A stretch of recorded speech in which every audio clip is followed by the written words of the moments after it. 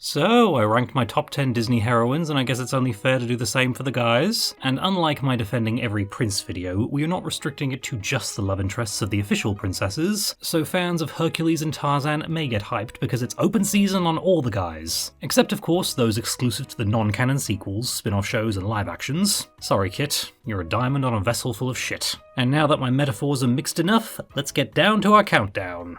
Number 10. Wilbur Robinson. Mom and Dad are gonna kill me, and I can tell you this, it will not be done with mercy. You know what? I only saw Meet the Robinsons for the first time this year and loved it, and each rewatch has confirmed that it's a great little movie. And in my short reviewing it, I joked that Wilbur was one of those Disney characters kid me would have loved to be best friends with. And in fact, this list originated as a half-joking Disney characters you'd want as your best friend one. Dude, I can't take you seriously in that hat. It does also have to be said that Lewis is a great lead character too, and it takes two to tango, so Meet the Robinsons being as good as it is in large part down to the strength of his character. But again, it takes two to tango, and Wilbur is my guy. And to the people making videos like Wilbur Robinson being iconic for 2 minutes, I see all of you and give a very belated virtual high five. If my family finds out I brought you from the past, they'll bury me alive and dance on my grave. I'm not exaggerating. Well, yes I am. But not the point. Before I get into the nitty-gritty, Wilbur is first and foremost just very fun. His lines are not only quality, but let me see if I can describe how well they land. It feels like the first draft, and everyone realized it broke all the rules but didn't care because it worked anyway, as that only adds to the vibe that this is a wacky 13-year-old who thinks he's too cool for school, which by the way was totally me at that age. I'm pretty sure if I hunted down and grilled every single person I went to school with, one of them would inform me that I did this. I can do that role too. Wilbur is Pinkie Pie levels of extra, and that is meant as a sincere compliment. And he works better as a male version of her than the canonical spear counterpart they later introduced. No shade to Weird Al. And after I watched the movie for the first time, I did all the necessary googling, and was surprised to learn that Wilbur's voice actor Wesley Singerman had retired early and gone into record producing. Well, maybe not that surprised, since I myself eternally have one foot out of that industry, but this guy really had something. Spike and Dimitri are twins, and I don't know who they're related to. Neither do we. Go on. His comic timing was absolutely on point. And of course, I did not expect to get so weepy as the movie finally delivered on the hug it had been building to. I never thought my dad would be my best friend. It's a real shame this one didn't do so well commercially, because a TV series focusing on the Robinsons would have been epic. I want to see more of Wilbur's adventures with Tiny the T-Rex. Number 9. Milo Thatch. Have I left anything out? Well, you did set the camp on fire and drop us down that big hole. Thank you. First of all, shout out to my frequent commenter using this name, because I will always love replying with, "All will be well, Milo Thatch." And while Kida may be the big draw of Atlantis the Lost Empire, and I'm often a guy who's more about the supporting cast than the protagonists, I can't ignore the greatness of Milo, since Disney got Michael J. Fox in the lead of a sci-fi movie and absolutely made the most of him. Carrots. Why is there always carrots? I didn't even eat carrots. That ad-lib. And another aside, before we properly get started, some people are trying to insinuate that Milo is a nice guy, based entirely on him being brains rather than brawn, and this one Freudian slip when Kida disrobes. Oh, I swim pretty girl. Pretty good. Guys, he lives in 1914. Flapper dresses of the 1920s were considered scandalously risque because they merely stopped at the shins. This guy is seeing the entirety of both legs uncovered in addition to the shoulders and the midriff a full decade before that was even close to socially acceptable. And it seems to be that he's not used to being around women to begin with. Milo is not Xander Harris, and if you want to find examples of actually yikes Disney guys... Anyway, I talked up Milo's characterization in my video on Atlantis, and since Kida is the more wow-worthy of the two, she tends to get most of the attention, and I do sometimes forget what a great character Milo is. I mean, I just really like all-loving heroes who aren't raging dickheads or annoying assholes like most of Disney's male protagonists post-2009 tend to be. But like Kida, Milo was designed to be something different from what viewers expected from the Mouse's leading men, and they commit to making him more intellectual and having to save the day with his wits first and foremost. Though it also taps into the same thing that makes Mulan so appealing, in showing the sort of person you least expect rising to the occasion and proving themselves a hero, and showing that it doesn't have to be either or. My commenters have also spoken at length about how Milo is very autistic coded, and I'm happy to let him be one of us. Just another reason to love him and the movie. Here, I'm gonna need you to fill these up. With what? And while there is Back to the Future and Teen Wolf, I think we all know what my number 1 Michael J. Fox is. I know. Why don't you translate and I'll wave the gun around? Number 8. Hercules.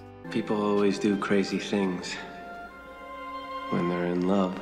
A while ago, I came across a video titled Why Hercules is the Best Disney Character, and I haven't actually watched yet, though I was prepared to leave an angry comment like I'm sure none of you have ever done, and then I went, no, actually, that's valid enough, when I did some thinking. Disney's Hercules is the mouse's attempt at doing a superhero story before that would sort of be their thing, with a dash of social commentary on celebrity athlete culture, and it's also their take on a character who's been adapted multiple times over the years, and their first attempt at outright mythology rather than fairy tales or folklore. And of course, it's far from mythologically accurate. A faithful retelling of his and Meg's romance would make for Wattpad dark romance gold, and has more in line with the Superman mythos, but you know what? Out of all the incarnations of Hercules, or Heracles if you're that pedantic, this is easily my favourite of the lot, and it's not just down to nostalgia because I never used to be that wild about this guy, and it was only until this year when I did a video on the autism coding in him, Quasimodo and Tarzan, as well as having to look at the insufferable excuses for male protagonists we've gotten in the last few years, that I began to properly appreciate that it's nice to have a lead character like this. And this being a musical with more of a fairy tale feel, as well as the mythological aspects, definitely make him stand apart from other superhero stories. And you wouldn't expect this to be at the root of a Hercules story, but it's all about him examining what it means to be a hero. Or more specifically, that wealth, fame, and tangible success aren't worth anything if you're not a good person. And considering the exhausting amount of content out there pushing the messages to young guys that they need to be this or that in order to attract bitches, this should be like mandatory viewing in schools. Take note of Meg's reaction when she first meets Hercules. That was dumb. Yeah. She isn't automatically impressed by his physique or any part of his appearance. As she says to Hades, she thought his niceness was just him putting on an act. She's swayed when she realizes that he's a decent person and feels bad that she's lured him into a trap when he's going out of his way to rescue what he thinks are two trapped children. And it's his goodness that fully wins her over in the second act. And compare how he reacts to her betrayal with how Maui talks to Moana after his hook is destroyed. Now we're here because the ocean told you you're special and you believed it. Without your strength, you'll be killed. There are worse things. Herc is a good person, and that's a trait that society sorely undervalues. And even consider that he gives up his super strength to help Meg, and then travels to the underworld to reclaim her soul, fully intending to sacrifice his life for hers, retaining his goodness even after being hurt and betrayed. And what the hey, why am I wasting your time by rambling on? Zeus says it best. For a true hero isn't measured by the size of his strength, but by the strength of his heart. Adult me cries way too much at this ending every damn time, and that's a good thing. I finally know where I belong. Number 7. Tarzan. Tarzan. Yep, you all knew T-Dog wouldn't be far behind considering the video I did earlier in the year. And he's another character I've been underrating for years despite being obsessed as a kid. And after growing tired of the never-ending trend of snarky man-child who needs to be fixed by the heroine in Disney films, Tarzan is looking more and more refreshing. Jane. Exactly.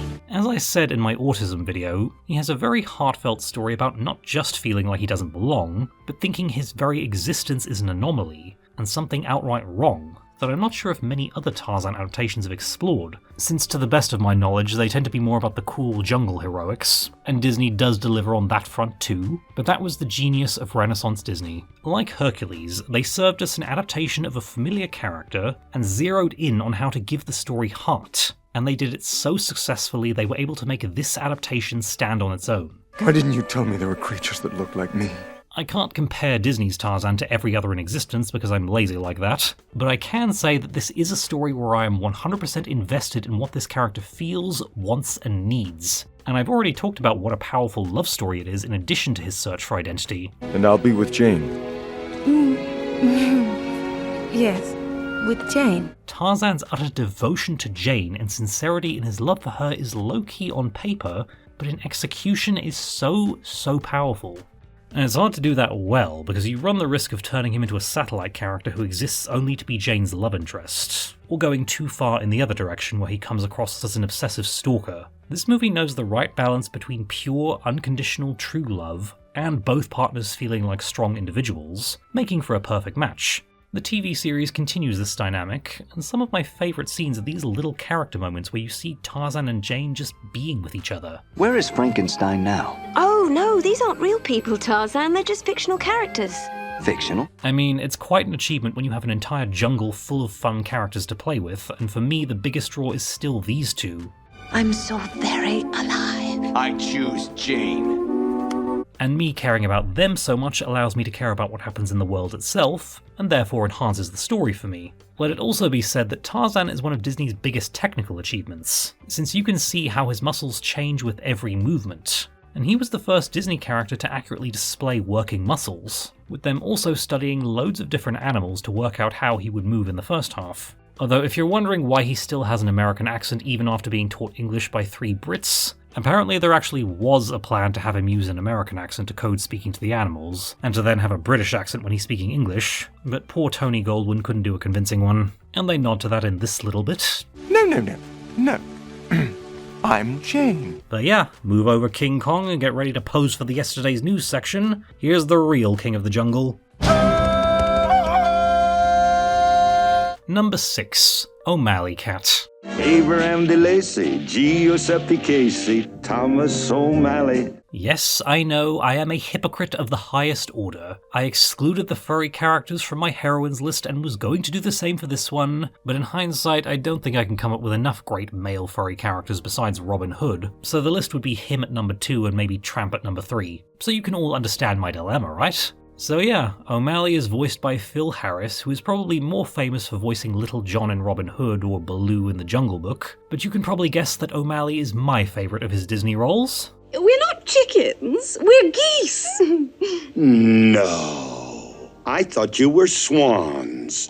The Aristocats is a cute, simple little movie, where it's more about these high-bred Parisian cats experiencing the world outside their bubble, and a class contrast with O'Malley, who's a stray cat with more world experience. And I actually appreciate that we don't get a story involving Duchess being a snob who looks down on him, or O'Malley lecturing her about what it's like in the real world. Just 2 characters who are very into each other from the beginning, and it is extremely believable. Très joli, monsieur. Very poetic. But it is not quite Shakespeare. Of course not. That's pure O'Malley, baby. Both Phil Harris and Ava Gabor, darling, have some legitimately smouldering chemistry, and it's funny to think that in his 2 other Disney roles, Phil voiced the slovenly comic relief sidekick, because he is very good at being the love interest. We shall fly to Paris on a magic carpet, side by side. O'Malley is just cool. He's a literal cool cat, and if you're going to make the story just about the main characters wandering around the country trying to get home, he's exactly the kind of character you're happy to spend time with. Do I have sparkling sapphire eyes that dazzle too? Ooh, did I say that? And a plot point I find very sweet. He flirts with Duchess not knowing she's a mother, and quickly realizes he loves the kittens too, and is happy to become a second father to them. All those little kittens, Duchess. I love them. I mean, this exchange with Toulouse? Come on. Hey there.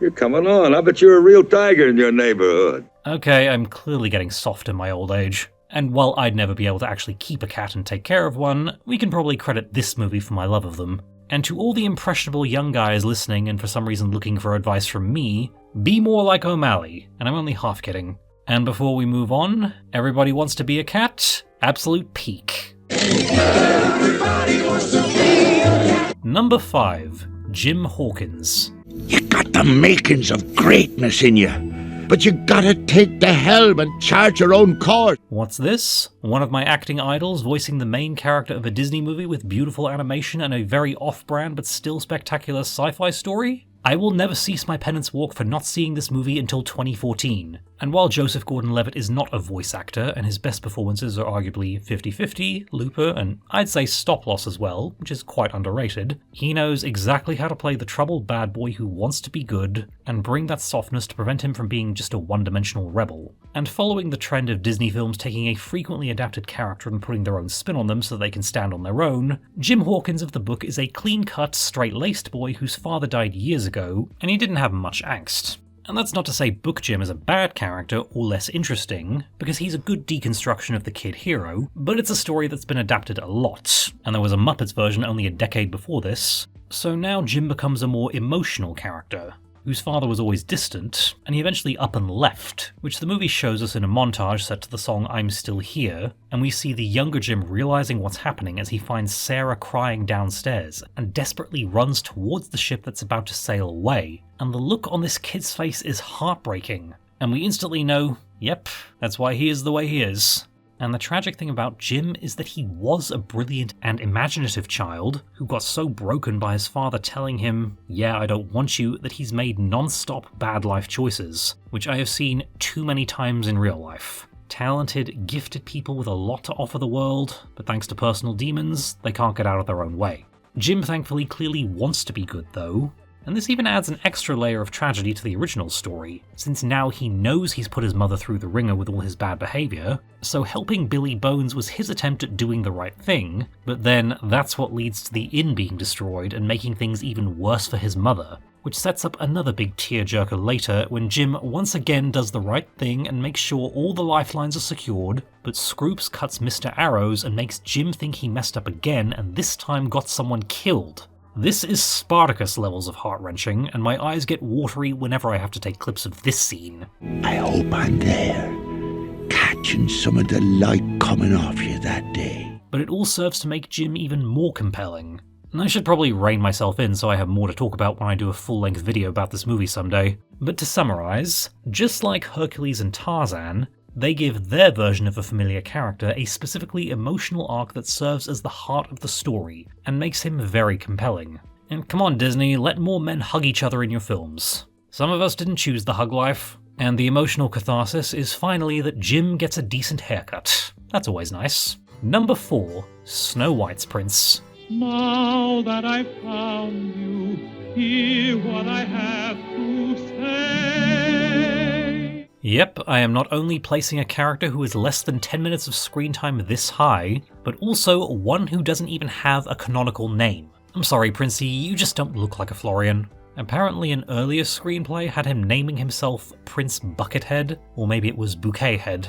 R.I.P. Dame Patricia. The Bouquet residence, the lady of the house speaking. But perhaps me including this guy isn't so surprising, considering I did a feature-length video in which my defense of him was quite a long section in its own right. I've always liked the prince, and it wasn't until I started spending way too much time online and was told all about how I shouldn't because he's bland, underdeveloped, or predatory, with even Disney themselves having the lead actress of the remake calling him a stalker to hype up how the live action would be so much better. And no disrespect to Andrew Burnap, who I'm sure is more than competent in other roles, but the downgrade here is steep.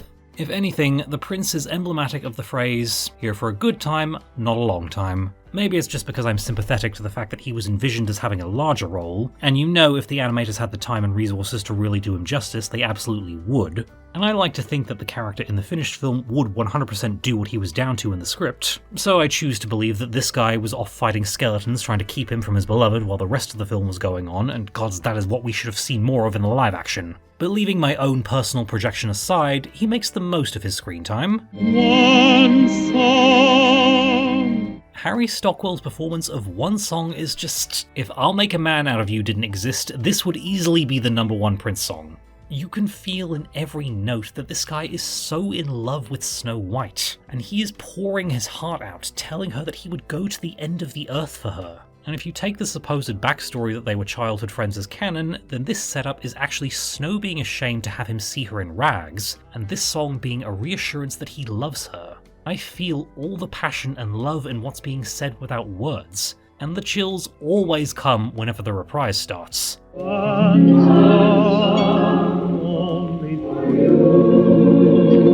And even look at this guy's body language. He's heartbroken at the sight of the woman he loves seemingly dead, and the kiss was his way of saying goodbye to her. And his reaction here indicates he didn't even know it would wake her up. The beauty and the emotion of this scene is on full display, and it never fails to get me in my sentimental old age.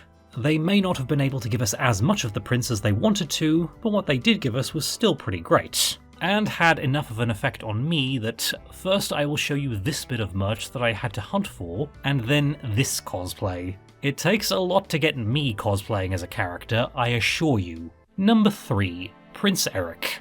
Grim, I lost lost her once. I'm not gonna lose her again. And here we have the last truly straight example of a Prince Charming character in a Disney film until arguably Kit in the 2015 Cinderella. And as I said in my defense video, considering Ariel was my girl for years, the guy she picked over me would have to be good for me to accept it, and Eric is great. And he is the ultimate green flag guy, considering he goes all the way back onto a burning ship in the middle of a storm to rescue his dog. And that, coupled with him harpooning a giant sea monster to save Ariel, her entire civilization, and his too, means that, rather than tutting about Ariel giving up her life for him, which she doesn't by the way, if she was my daughter and she didn't go after him, I'd be sending her to a psychiatrist. And while I don't have a problem with more subversive characters like the Beast, Aladdin, or John Smith, when flawed jerk who becomes nicer is the only protagonist or male lead we've been getting for the past couple of decades, a gentle, introspective, and compassionate Prince character is all the more refreshing. He apparently used to be mockingly nicknamed Prince Generic, but we'll not centre the people who clearly have some damage in the attic, and just talk about why Eric is great. And fun fact, his name comes from Eric Larson, who was one of Disney's 9 old men, the top animators from Walt's time at the company, and he did the majority of Cinderella's animation, so Eric was named in his honour. Anyway, while this is Ariel's story and Triton has the biggest emotional arc, that doesn't mean Eric is lacking in any development. People will cite the live-action remake giving him more to do, but I think he was fine as is in the original. His arc of wanting to marry for love, getting hung up on a mysterious dream girl that saved him, learning not to chase unattainable ideals at the expense of great girls right in front of him, and ultimately fighting for Ariel like she had fought for him, works for me. Eric, you've got to get away from here! No, I won't leave you! Christopher Daniel Barnes is great in the part, probably helped by him actually being younger than the character. According to Disney, Eric is meant to be 18 and he was 15, which is surprising because his voice work has a lot of maturity to it, and makes Eric feel like he's an old soul and wise beyond his years, which I guess is kind of the point. Generic my ass. Sorry, focus on the good. So sorry, Grim. And once again, harpoons a giant sea monster to save the day. Anyone who names Eric as their favourite Disney prince, I won't fight you. I get it. I try to be a little more like him every day. Ursulas of the world, come at me. I'll teach you all about body language. Number 2, Aladdin. Sure, do you trust me? What? Do you trust me? Of course, Big Al would be placing high since he's the only Disney prince who's the outright main character, and as his voice actor Scott Weinger puts it, he was a scrappy street kid, and who had to sort of find the prince inside of him. And hey, he may be called a street rat, but rats are actually a lot friendlier than their reputation would have you believe, and studies have suggested that they're among the few animals beyond higher primates that actually have a sense of compassion. So shall we commence reclaiming the term street rat? Anyway, I always end up saying that once you sit down to watch Aladdin, you forever end up amazed at what a great, layered character he is. Several things at once without feeling inconsistent, relatable to boys while still being idealized for girls, and vice versa for whoever swings that way, aspirational and affirmational, and definitely interesting enough to warrant having an entire franchise built around him and the world he lives in. And I'm struggling to find things to say that I haven't already a dozen times, but seriously, he's so good. I'm a street rat, remember? Or I'll improvise. And while he doesn't quite do anything as cool as harpooning a giant sea monster minutes after learning about magic, or another thing that'll be very spoilery, going one-on-one against a giant snake who's also made himself the most powerful sorcerer in the world and managing to save the day just with his wits? When you can appeal to the villain's ego and trick them into digging their own grave, sir, you are GOAT adjacent. Scott Weinger and his singing double, Brad Kane, also do nice work, and Full House was before my time, so I only know the former for this. But for those interested... After work one day, I said to Candace, I was like, I got this movie premiere for this animated movie, you want to be my date? So yeah, I love Aladdin, and he is best friend goals, with the flying carpet only being like 20% of the appeal. Okay, there's 5% coming from the one time someone compared my eyebrows to Tom Cruise's, and Aladdin's brows were also based on his, so I pride myself on having Aladdin's brows. Number 1, Prince Naveen. Kissing would be nice, yes? One day I will get tired of being a troll, but today is not that day. Okay, number 1, Maui. You are gonna stay here with the other chicken. Guys, I am only human and not a great one at that. You all know who my number 1 really is. Number 1, Prince Philip. Now, Father, you're living in the past.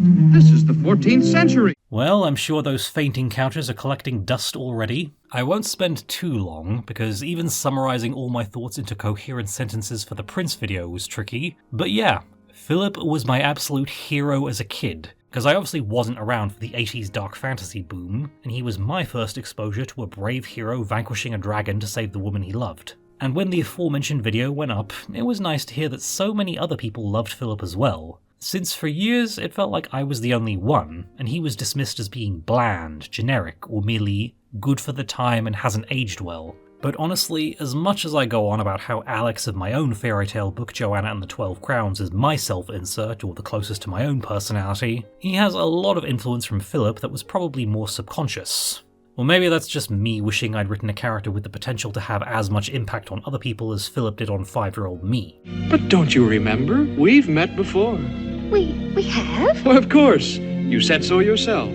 Once upon a dream. And as I've said before, even if Prince Charming is often talked about as if it was a trope that was everywhere or overused, the fact that there are only 4 straight examples out of 8 princess movies by the time they started trying to self-critique just makes Philip feel more unique. I know you. He's the dashing love interest who sings sweet songs to declare his love for Aurora without any irony whatsoever, as well as the brave action hero who fights his way out of an army of, I assume, goblin or other fae, cuts through a forest of thorns and ultimately slays a dragon to save the day. I have a couple of friends who are starting to get me into dark romance and that sort of thing, and they like to joke that Philip is the one time they won't say girl no or root for the monster over the actual canon love interest. He's not everyone's favourite of course, and that's fine, but while the top Disney girl is a somewhat rotating position, Philip is unlikely to ever be moved from the top spot on this list anytime soon. Sword of truth flies swift and sure, that evil die and good endure.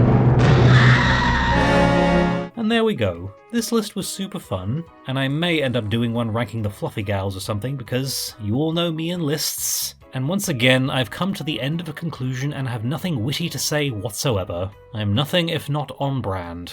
Fare thee well.